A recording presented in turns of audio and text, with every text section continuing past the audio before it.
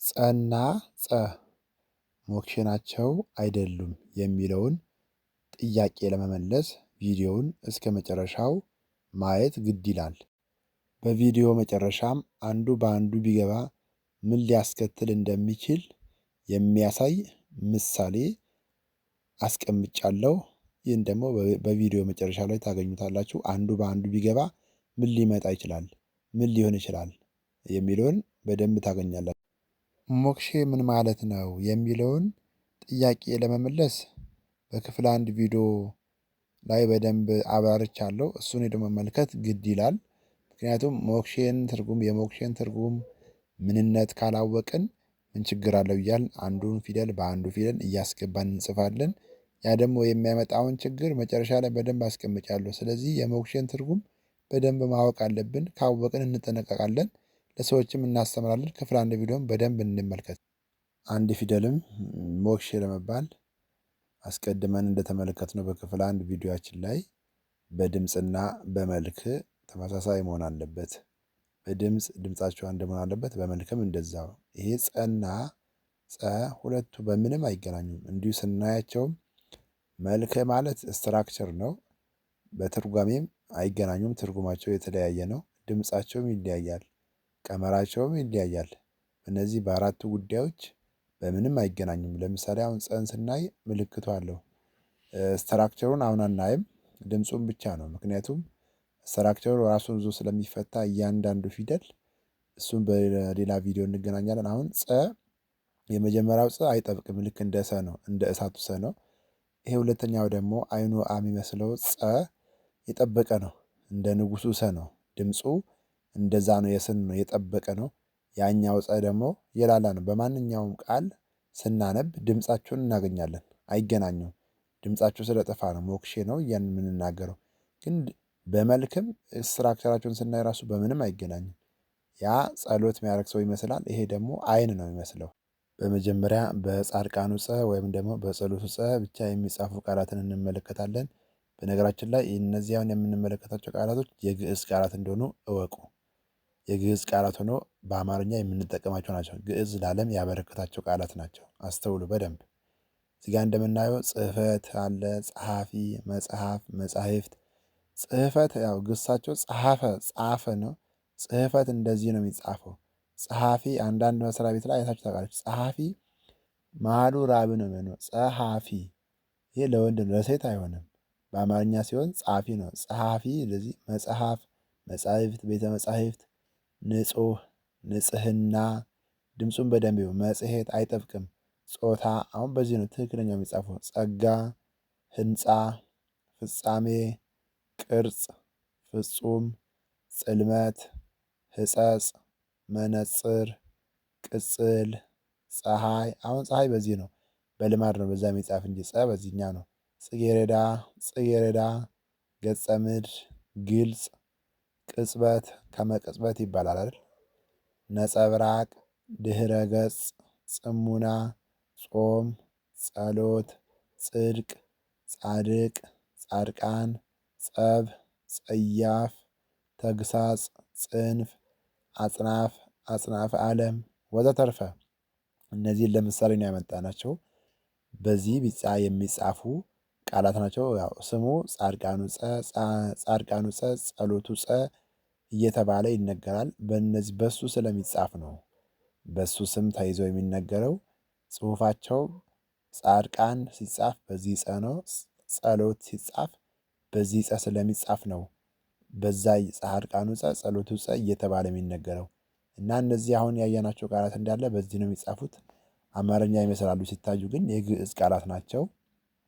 ቃሉም ትርጉማቸውን እያየን አይደለም። አሁን እንዴት ይጻፋል፣ ማን በምን ይጻፋል ነው እንጂ ትርጉማቸውን ግስ ስንማር ወደፊት መደበኛውን ትምህርት ስንማር በደንብ እናያለን። ምን ማለት ነው፣ እንዴት ይነበባል፣ እንዴት ይፈታል የሚለውን ነገር በቦታው ነው የምንማረው። ግን አሁን እዚህ ጋር እያየን ያለነው እንዴት ይጻፋል፣ ማን በምን ይጻፋል፣ ምን በምን ቢገባ የትርጉም ወይም ደግሞ የንባብ ለውጥ ያመጣል የሚለውን ለማሳየት ያክል እንጂ ትርጉማቸውን ከዘረዘርን ጊዜም ስለማይበቃ ቦታቸውን ይዘን ለብቻ እንማራለን። እነዚህ አሁን የዘረዘርናቸው እንዳለ በጻድቃኑ ጸ የሚጻፉ ናቸው። በደንብ አስተውሉ።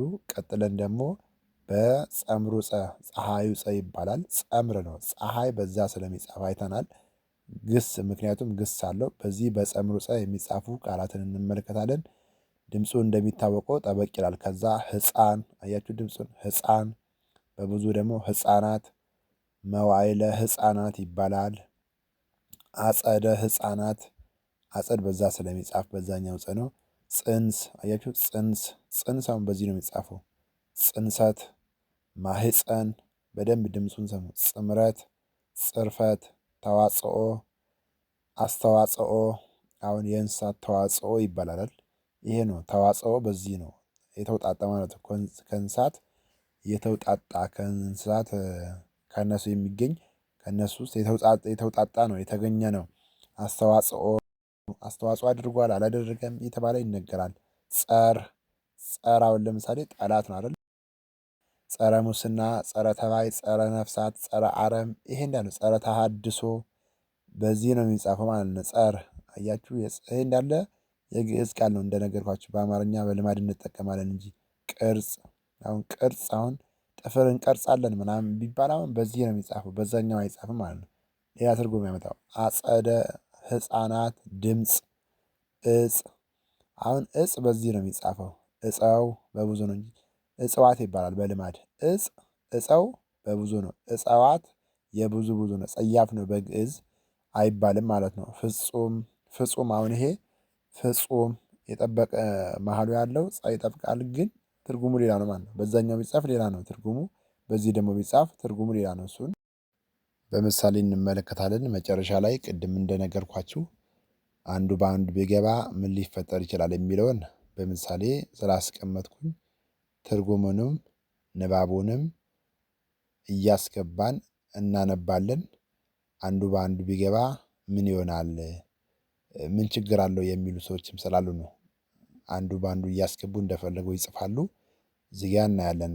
ለምሳሌ አሁን በምህፃረ ቃል የተጻፈ አለ ሁለቱም ማለት ነው። ጽ ያኛው አይጠብቅም፣ ይሄኛው ደግሞ ጽ ይጠብቃል። ለምሳሌ አሁን ጽዳሽ ጽ ቤት ቢል አሁን የመጀመሪያው ጽህፈት ቤት ነው። ያኛው ግን ስድብ ቤት ነው፣ ጽርፈት ቤት ማለት ነው። በምህፃረ ቃል ሲጻፍ እየሰደበ ማለት ነው። ይሄ ቤት የስድብ ቤት ነው ማለት ነው። በሌላ መንገድ አስተዋጽኦ ካለ ደግሞ ይሄ አስተዋጽኦ ማጣት ከጸብ ጋር የተያያዘ ነው። አስተዋጽኦ ደግሞ ይሄ የሆነ ነገር ከማድረግ አስተዋጽኦ አድርጓል አላደረገም ከዛ ጋር የሚያያዝ ነው። ይሄ ሁለተኛው በጸምሩ ጸ በዛኛው ጸ ሲጻፍ በጻድቃኑ ጸ ስድብ ጸብ ጋር ነው የሚያያዘው። ተዋጽኦም እንደዛው ተዋጽኦ የእንስሳት ተዋጽኦ የሚባለው ይሄ በጸምሩ ጸ ሲጻፍ ነው። በዛኛው ከጸብ ጋር ብያችኋለሁ ከመደባደብ ጋር የተያያዘ ነው። ፍጹም ትክክል ልክ የተጨረሰ ያለቀ ልከኛ ማለት ነው። ይሄ ፍጹም በጻድቃኑ ሲጻፍ በዚህ ደግሞ ቅድም ብያችኋለሁ። ፍጹም ቢባል አሁን የተለጎመ ደንቆሮ ብለን ልንፈታ እንችላለን። ይሄኛው ፍጹም ማለት ነው። በዛ ነው የሚፈታው።